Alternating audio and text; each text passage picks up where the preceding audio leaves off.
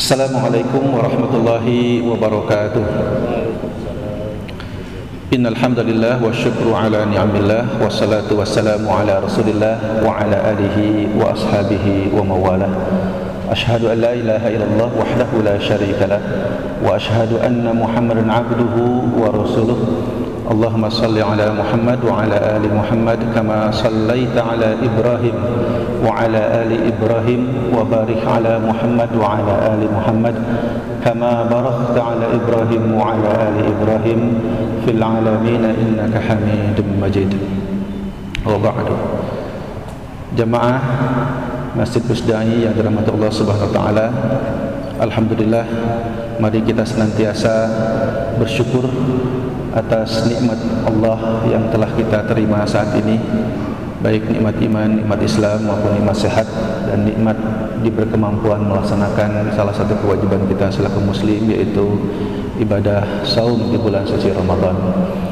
Mudah-mudahan dengan terus mengingat nikmat Allah itu dan menunjukkan bukti dengan ketaatan beribadah kepadanya, Allah semakin memberikan banyak nikmat lagi dan memberikan atau menyempurnakan petunjuknya untuk kita. Amin ya rabbal alamin. Kemudian salawat dan salam mari kita senantiasa sampaikan kepada Nabi kita, Nabi Muhammad Rasulullah sallallahu alaihi wasallam, juga kepada keluarganya, kepada sahabatnya, dan umumnya kepada siapapun dari umatnya yang sungguh-sungguh melaksanakan sunnah-sunnahnya.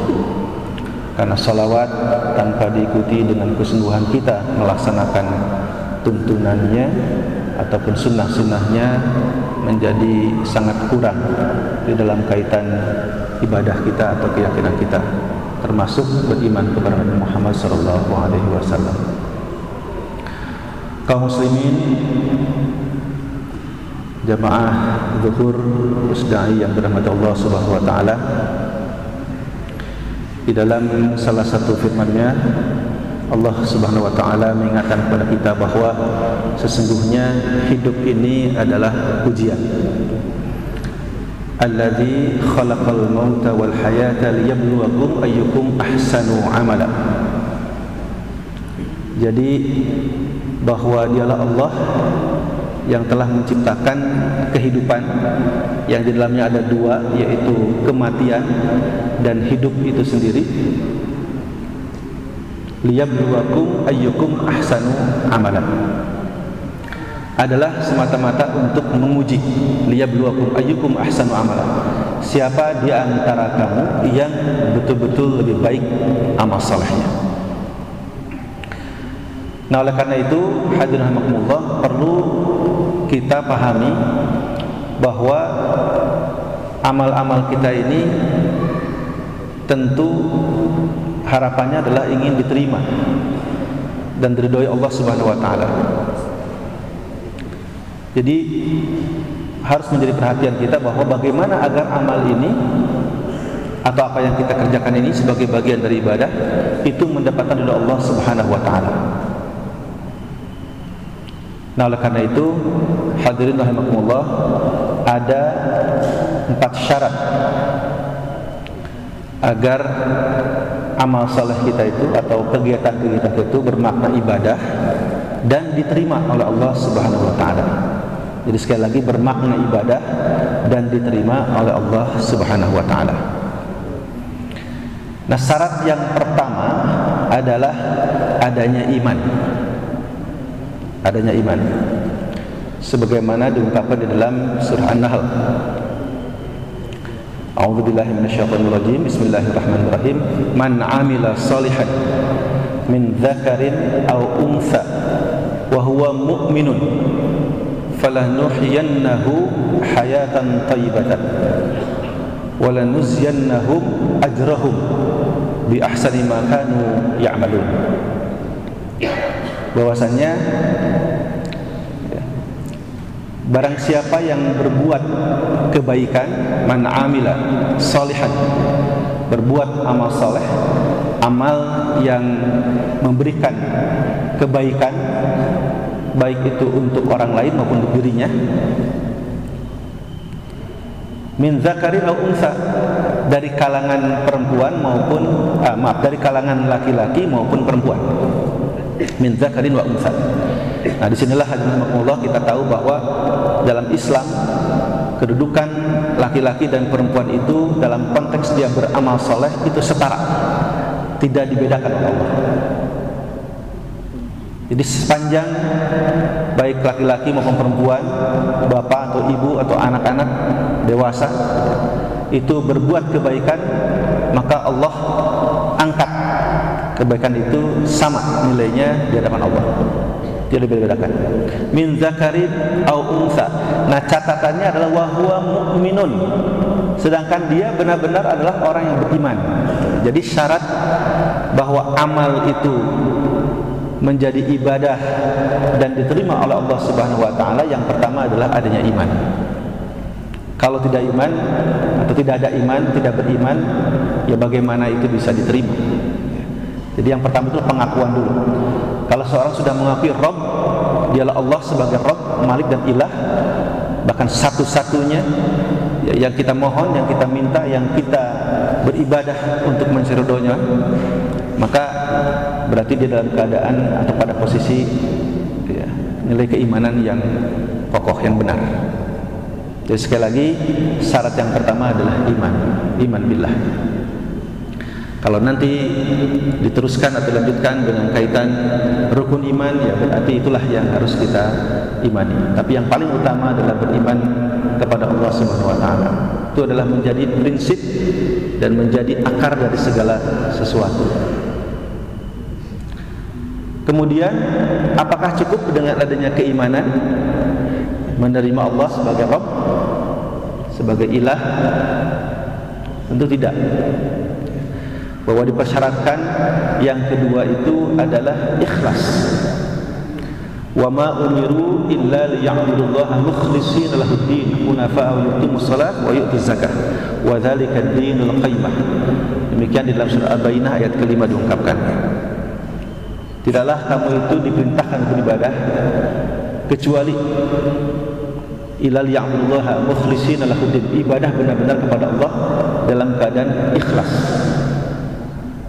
Nah, hadirin rahimakumullah, apa itu ikhlas? Ikhlas atau khalisan secara bahasa itu artinya adalah tidak bercampur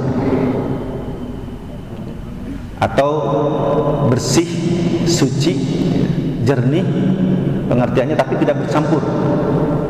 Khalisan sebagaimana ungkapan di dalam surah Al-Baqarah yang menjelaskan tentang air susu yang ada di dalam binatang sapi. Jadi dia tidak bercampur dengan darah dan nanah. Khalisan. Itu hebatnya penciptaan.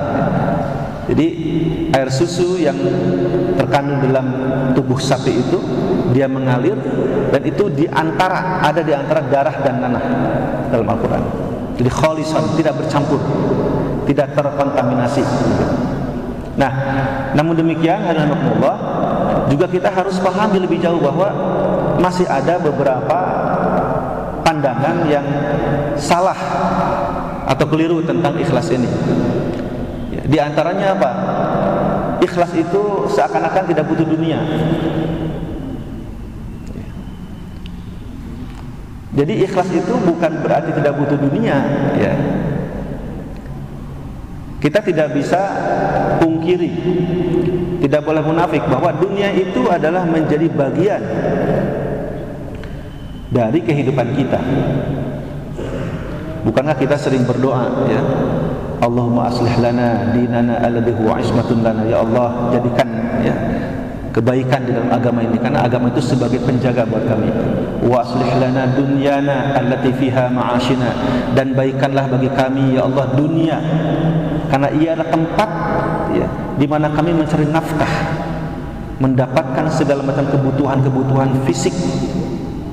Begitu. Jadi hadirin rahimakumullah, ikhlas itu bukan berarti seolah-olah orang itu tidak perlu dunia. Ya.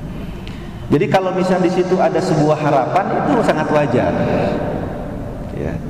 Ya terpenting nanti hasilnya bahwa Allah menetapkan sesuatu itu untuk dia, ya A atau B, nah itulah yang harus kita terima, ridho.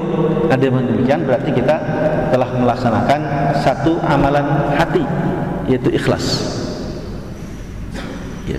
Karena sesuatu yang kita kadang-kadang pandang baik dan kita sukai itu belum tentu menurut Allah baik.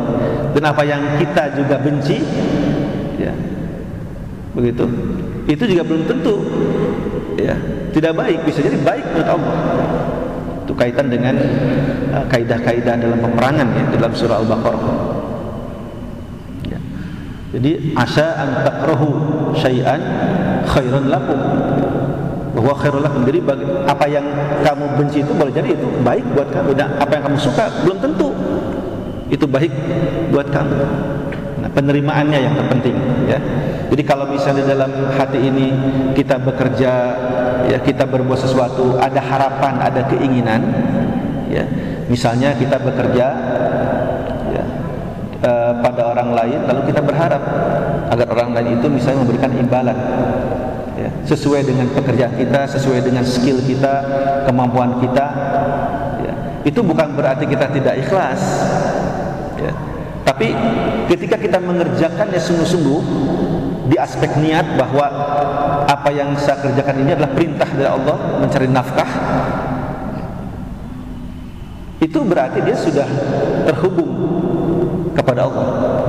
Oleh karenanya dalam hadis Nabi juga diungkapkan, ya, innamal a'malu binniyat, sesungguhnya amal-amal itu tergantung pada niat. Walikulli imri'in ma nawa, dan segala urusan juga tergantung pada keinginan niatnya. Faman kana hijratuhu ilallahi wa rasulihi fahiyatuhu ilallahi wa rasulihi. Barang siapa yang niatnya itu karena Allah dan Rasulnya, ya, maka dia akan dapatkan niat itu. Faman kana hijratuhu ila dunya yusibuha aw imra'atin yatazawwajuha atau yankihuha. Gitu. Ya.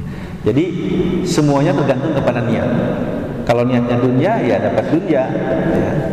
Atau perempuan, ya dapat perempuan, gitu. Fakana hijratuhu ila ma hajara ilaihi. Oleh karenanya tergantung kepada dia hijrahnya itu, perpindahannya itu untuk niat apa. Nah, jadi pertama, ikhlas itu bukan berarti bahwa dia itu terputus dari dunia dan tidak butuh dunia, bukan begitu, ya. Tapi ikhlas itu adalah pada proses penerimaan setelah dia benar-benar bekerja maksimal sesuai dengan kemampuan. Kemudian ikhlas itu juga pengertiannya, dia dalam pengertian tidak bercampur tadi dengan apa yang disebut dengan penyakit hati, ya. Penyakit-penyakit hati itu diantaranya adalah riya, sum'ah, dan ujub. Begitu. Riya itu ingin mendapatkan pengakuan dari orang lain, ya, ingin dapat pujian.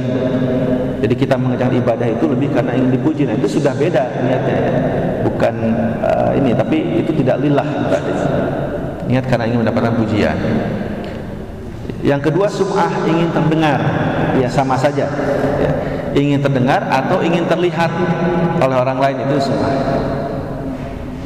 Kemudian ada ujub, merasa diri kita ini paling baik, ya, atau paling benar. Ada perasaan ujub atau yang paling benar ibadahnya, paling sahih, begitu. Itu ujub. Nah, itu juga harus dihindari. Jadi pada penyakit-penyakit hati. Nah, alhamdulillah. Jadi kalau kita pertama mengerjakan sesuatu itu niatnya diluruskan, maka itu sudah masuk dalam kategori nilai ikhlas. Diluruskan bahwa saya belajar atau sekolah, ya, itu semata-mata karena ingin mendapatkan ridho Allah, karena belajar itu diperintahkan, begitu. Saya bantu orang, mau sedekah, mau infak, mau apapun, ya, itu diniatkan bahwa ini adalah karena perintah Allah dan kita lakukan, itu juga sudah sesuai, ya. Berarti innamal a'malu binniyat. Jadi titik sambungnya, ya, segala amal itu menjadi ibadah dan diridhoi Allah itu tergantung pada niat itu sendiri, ya. Kalau niatnya ini adalah semata-mata karena mengerjakan perintah-perintah Allah dan mengikuti tuntunan Rasulnya, maka itu insya Allah menjadi amal ibadah. Alhamdulillah.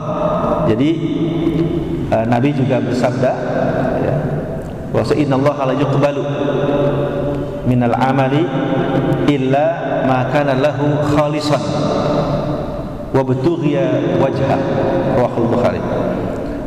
Allah tidak akan menerima amal dari seseorang kecuali dalam amal kebaikan itu atau tindakan itu ada ikhlasnya, khalisan. Wabtughiya, dan dia memohon atau meminta ridha Allah. Jadi ibtigha mardatillah. Kita sering mengatakan apa sih tujuan hidup ini? Ya tujuan adalah mencari ridha Allah. Nah, tapi bagaimana mencari ridha Allah itu? Yang pertama adalah gariskan bahwa segala sesuatu itu diawali dari niat. Jadi lurusnya niat ini akan menentukan Bapak Ibu sekalian. Lurusnya niat. Ya. Nah kemudian yang kedua, kaitan dengan ikhlas ini sebetulnya ada dua makna. Ya. Yang pertama kaitan dengan akidah. Kita sering membaca surat Al-Ikhlas. Ya. Kalau kita kaji Al-Ikhlas itu kan betul-betul ya, memberikan pemahaman, pengertian, memandu kita untuk benar-benar beribadah itu yang tujuan hanya Allah semata.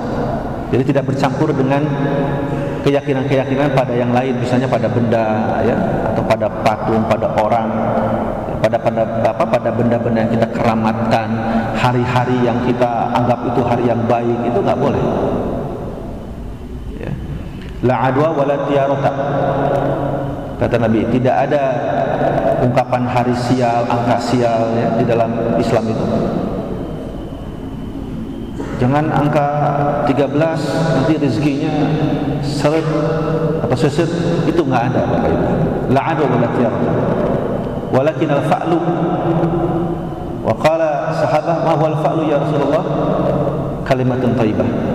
Jadi tidak ada istilah sial atau mendasarkan hidup ini kepada suatu yang karena mungkin akibatnya, musibahnya itu pada kita lalu disalahkan benda, hari, atau orang, atau yang lainnya, nggak boleh ya. Misalnya ngagelin kucing, wah langsung saja pengertiannya, wah nanti orang bakal tabrakan, bakal silakan. Nggak begitu ya.